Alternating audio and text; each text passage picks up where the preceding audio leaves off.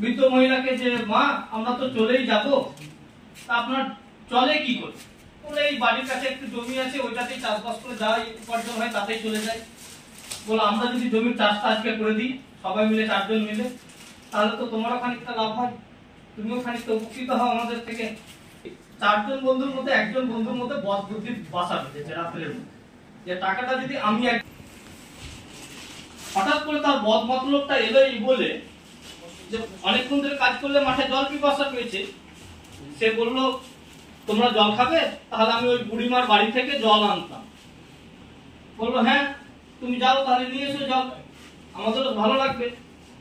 জল আনতে গিয়ে বুড়িমাকে বললো, ওরা বললো কাজ তো হয়ে এসছে, আপনি টাকাটা দিন, আমরা ওখান থেকে বাড়ি চলে যাবো, আপনার কাছে আবার আসবো, আবার এসে আপনার আবার কাজ বাড়াবো, তার থেকে আর দরকার নেই। তারপরে ওরা চিৎকার করে ওদেরকে নিয়ে চলে এসো। অতএব বুড়িমা টাকা দিল, এ তো টাকা নিয়ে দিয়ে চম্পট। বাকি 3 জন কাজটা ছেড়ে দেখছে জল আর আসছে না।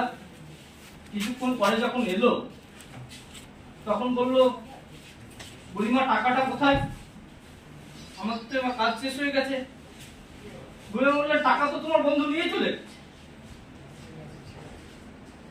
অবাক করা কাণ্ড, এরাও ছাড়বে না, টাকা তো আমরা আপনাকে দিয়েছি, কথাতে ছিল 4 জন না হলে দেবেন না টাকা, আপনি দিয়েছেন কেন? অতএব তারা পৌঁছে গেলেন রাজার কাছে বিচার, যে তাদের বিচার করে দিতে হবে, এই যে টাকাটা গেল টাকাটা কি হবে।